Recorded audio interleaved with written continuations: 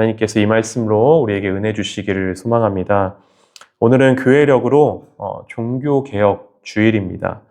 1517년 10월 31일 독일의 한 작은 도시인 비텐베르크에서 당시 수도사였던 마틴 루터가 교회 문에 한 장의 종이를 붙입니다.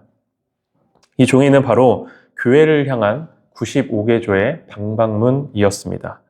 이 95개조의 방방문에는 한 가지 공통된 질문이 담겨 있었습니다. 그것은 바로 이 땅에 세워진 하나님의 교회가 정말 교회로서 온전하게 그리고 하나님께서 원하시는 그 길로 정말로 가고 있는가라는 질문이었습니다. 당시는 교회와 교황의 권위가 절대적이었던 그런 시대였습니다. 그 어느 때보다 교회는 강력한 힘과 화려함을 갖고 있었죠. 하지만 겉으로는 화려해 보였으나 뒤로는 교회 그리고 안에는 많은 문제가 있었습니다. 먼저 교회에서 성당 건축과 전쟁 비용 등을 감당하기 위해 면죄부가 판매되고 있었습니다. 성도들에게 돈을 내게 하여 죄 사함을 보장받는 그런 표를 사게 했던 거죠.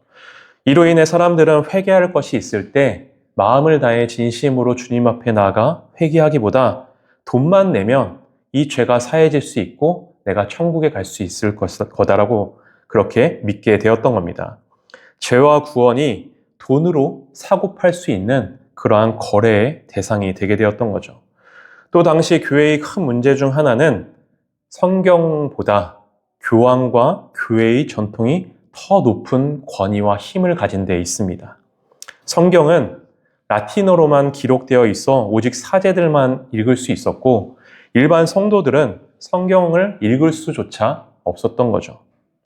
때문에 성도들의 신앙생활의 기준과 방향은 하나님의 말씀이 아니라 오로지 교회의 전통과 교황의 명령, 사제의 권위에 의존하게 되었던 겁니다.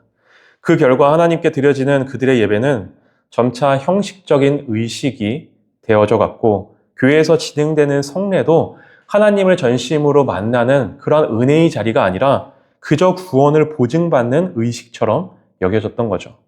이러한 시대에 마틴 루터가 95개조의 방망문을 통해서 우리가 가던 길을 잠시 멈추어서 정말 이 길이 하나님께서 원하시는 길인지 우리가 질문해보고 돌아봅시다. 그렇게 외쳤던 겁니다. 이러한 그의 작은 외침은 교회의 큰 역사의 물줄기를 바꾸게 됩니다. 그리고 이때부터 교회의 본질이 무엇인지 교회가 다시 한번 점검하고 돌아보며 교회의 개혁이 시작되게 되었던 거죠. 오늘 말씀해 보면 이스라엘 백성들을 향한 하나님의 말씀이 기록되어 있습니다. 16절의 말씀 제가 다시 읽어드리도록 하겠습니다. 여호와께서 이와 같이 말씀하시되 너희는 길에 서서 보며 옛적 길 곧 선한 길이 어디인지 알아보고 그리로 가라. 너희 심령이 평강을 얻으리라 하나 그들의 대답이 우리는 그리로 가지 않겠노라 하였으며 라고 말씀합니다. 여기서 하나님께서 먼저 이스라엘 백성들에게 먼저 길에 서서 보라고 말씀하시는 것을 우리가 발견하게 됩니다. 계속해서 앞만 보고 달려가다 보면 내가 어디로 무엇을 향해 가고 있는지 모르고 그냥 아무것도 보지 않고 앞만 보고 달려가게 되는 것이기 때문이죠. 때문에 너의 발걸음을 지금 잠깐 멈추어라 그렇게 말씀하십니다. 여러분 사실 하나님은 이 세상을 창조하실 그때부터 이 멈춤을 굉장히 중요하게 여기셨습니다. 세상을 창조하신 일곱째 날이 되어 스스로가 먼저 멈추셨고 땅도 사람도 멈추어 갈 수 있도록 인도하셨던 거죠. 이 멈춤의 날이 바로 안식일이며 이 멈춤의 날을 통해 지난 엿새 동안 내가 살아온 그 모든 날들을 돌아보게 하셨고 또 앞으로 살아갈 날들을 바라보게 하셨던 겁니다. 그저 안식일은 우리에게 단순히 일을 못하게 하거나 아무 데도 가지 못하도록 하기 위해 우리를 올가매는 그러한 수단이 아닌 겁니다. 오히려 우리를 자유롭게 하고 정말 우리가 가야 될 길로 갈 수 있도록 인도하시는 그러한 날인 거죠. 안식일뿐만이 아닙니다. 하나님은 우리의 인생의 길 위에서도 종종 우리의 걸음을 멈추게 하실 때가 있습니다. 모세의 인생을 우리가 한번 돌아봅시다. 사실 우리가 인간적으로 여겼을 때 모세가 이집트의 왕자로 있을 그 젊었을 때부터 하나님께 부르심을 받아서 이스라엘 백성들을 이끌 지도자로 세워졌으면 얼마나 좋았겠습니까? 왜냐하면 젊기 때문에 힘도 있고 열정도 있고, 그래서 아마 우리가 눈에 보기에는, 우리가 판단하기에는 더 좋아 보일 수도 있는 거죠. 하지만 그의 인생에 하나님은 무려 40년이라는 그 긴 시간 동안에 멈춤의 시간을 주시게 됩니다. 이 광야에서의 멈춤의 시간이 있었기에 수많은 위기 속에서도 그가 끝까지 자신의 사명을 감당할 수 있었고, 또한 이스라엘 그 많은 백성들을 애굽 땅에서 가나안 땅으로 이끌 지도자로 섬길 수 있었던 거죠. 그렇게 하나님은 오늘도 이스라엘 백성들에게 멈춤을 요구하셨고, 그동안 지나온 길을 바라보고 또 어떤 길로 가는 것이 맞는 것인지 돌아볼 것을 말씀하셨던 겁니다. 하지만 이스라엘 백성들의 대답은 단호했습니다. 우리는 그 길로 가지 않겠습니다. 우리는 결코 멈추지 않을 겁니다. 여러분, 왜 이스라엘 백성들은 이 하나님의 말씀에도 그들의 발걸음을 멈추지 않았을까요? 그들도 분명 자신들이 믿고 있는 그 하나님께 선택받은 하나님의 백성이라고 여겼고, 하나님께 제사를 드리는 백성들이었습니다. 우리 하나님은 여호와시고 우리 하나님은 구원자시라고 고백한 그러한 신앙인들이었죠. 하지만 멈춰서라고 하셨을 때 그들은 단호하게 우리는 멈춰설 수 없습니다 말하는 겁니다. 왜냐하면 멈춘다는 것은 단순히 발걸음을 세우는 게 아니기 때문입니다. 멈춘다는 것은 그동안 내가 걸어온 그 길이 틀렸을 수 있다라는 사실을 인정하는 순간이 될 수도 있기 때문인 거죠. 스스로 멈추기 위해서는 스스로 방향을 바꿀 준비와 용기가 있어야 하는 겁니다. 지금까지의 내가 걸어온 이 길이 옳지 않을 수 있다라는 것을 받아들일 수 있어야 하는 거죠. 때문에 그들은 그 고백이 두려웠던 겁니다. 그래서 오히려 더 빨리 달렸고 더 강하게 확신하려 했던 거죠. 여러분, 이런 의미에서 저는 확고한 신앙, 강한 믿음이 언제나 건강한 신앙은 아니라 생각합니다. 왜냐하면 믿음이 확고하다는 말 속에는 내가 틀릴 리 없어, 내가 가진 방식이 맞고 다르게 생각하는 것은 틀린 거야 라고 하는, 그렇게 생각하는 위험이 항상 자리 잡고 있기 때문인 거죠.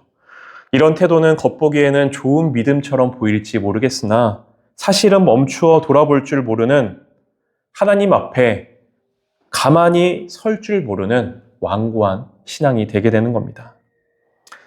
제 개인적인 고백을 잠시 하고자 하는데요. 지난 추석에 부모님 댁에 갔다가 어머님께서 이제 한 이야기, 옛적 이야기를 해주신 것이 있습니다. 제가 20대 중반일 때, 당시에 이제 가정이 경제적으로도 여러 가지 어렵고 부모님께서 힘든 일들을 또 하고 계셨고, 또 어머니가 특히 이제 몸이 많이 안 좋아서 많이 힘들어 하셨을 때였습니다. 그런 때 이제 제게 상수야 이제 이러이러해서 많이 좀 힘들다, 그런 마음을 이제 토로하셨는데, 제가 어머니께 이렇게 이야기를 드렸습니다. 엄마가 지금 그렇게 힘든 건 기도를 더 많이 하지 않아서야.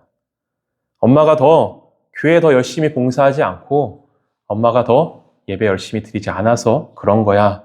그렇게 말씀을 드렸었습니다. 그 말이 얼마나 지금도 마음 가운데 남아서 섭섭해한 마음이 든다라는 이야기를 하시더군요. 이 이야기를 들으며 참 부끄럽기도 하고 또 죄송스럽기도 했습니다. 나는 스스로 강한 신앙심을 갖고 있다고 스스로는 여겼지만 그 신앙심이 결코 건강한 신앙은 아니었던 거죠. 내가 틀릴 수 있음을 항상 견지하는 그러한 신앙심이어야 하는데, 그렇지 못하고 내가 가진 기준과 생각에 사로잡혀서 내가 생각하는 것이, 내가 믿고 있는 것이 무조건 선이고 그와 다른 생각들은 선이 아니라 여기며 신앙이라는 이름으로 판단 짓고 선을 긋는 그런 사람이 되어버리고 말았던 겁니다. 그 가운데 이게 정말 건강한 신앙인가라는 질문이 문득문득 당시에 제 마음 가운데 들곤 했지만 내가 틀릴 수도 있다라고 인정하는 것이 두려워서 더 강하게, 더 맹목적인 믿음에 집착하지 않았나 그렇게 생각을 합니다. 오늘도 우리의 모습도 마찬가지입니다. 항상 우리는 내가 틀릴 수 있음을, 나 또한 실수하고 죄를 지을 수 있는 인간임을 기억하며 때때로 멈출 수 있는 용기를 가진 사람으로 우리는 살아가야 하는 거죠. 하나님께서 이렇게 요구하시는 멈춤은 심판이나 책망이 아닙니다. 다시 돌아보며 진짜 믿음의 길로 서도록 이끄시는 하나님의 부르심인 거죠. 우리를 정죄하려는 시간이 아니라 다시 돌아올 수 있는 기회를 주시는 겁니다. 다메섹으로 가던 사울을 우리가 생각해 봅시다. 사울은 누구보다 열심인 사람이었습니다. 자신은 하나님을 위한다고 생각했지만 자신의 신앙에 또한 단 한 점의 오점도 없다라고 그렇게 생각한 사람이었습니다. 그래서 예수님을 믿는 사람들을 잡아서 옥에 가두고 나는 옳다. 이것이 진짜 신앙의 길이다. 그렇게 생각하며 걸어가고 있었습니다. 그런데 하나님은 그 길 위에서 사울의 발걸음을 멈추게 하십니다. 빛이 하늘로부터 비추고 그는 땅에 엎드려지게 되죠. 그때 주님께서 그에게 이렇게 말씀하십니다. 사울아 사울아 내가 어찌하여 나를 박해하느냐. 여러분, 이 음성이 사울을 향한 책망 같지만 사실은 그를 살리시는 하나님의 멈추심이었던 겁니다. 그를 멈추어 세워 눈을 감기셨고 대신 마음의 눈을 열 수 있도록 인도하셨던 거죠. 그리고 그 멈춤 속에서 사울은 처음으로 묻기 시작합니다. 주님, 저는 누구를 위해서 살아가고 있습니까? 제가 가는 길이 정말 주님이 원하시는 길입니까? 질문하였던 거죠. 바로 그 자리에서 사울은 바울이 되게 되었던 겁니다. 길이 멈춘 그 자리에서 새로운 길, 평안의 길, 주님께서 정말로 원하시는 길이 열리게 되었던 거죠. 이제 말씀을 마치려고 합니다. 여러분, 우리는 멈추기보다 달리기 쉽고 달리는 것이 더 익숙한 사람들입니다. 뒤돌아보기보다 앞만 보고 가는 것이 더 안전해 보이고 익숙한 길을 계속 가는 것이 더 편해 보이기도 합니다. 하지만 하나님은 오늘 우리에게 이렇게 말씀하시는 거죠. 멈추어 서서 길에 서서 보라. 옛적 길, 선한 길이 내가 원하는 길이 정말로 어떠한 길인지 살펴보라. 그리로 가면 너희가 평강을 얻을 것이다.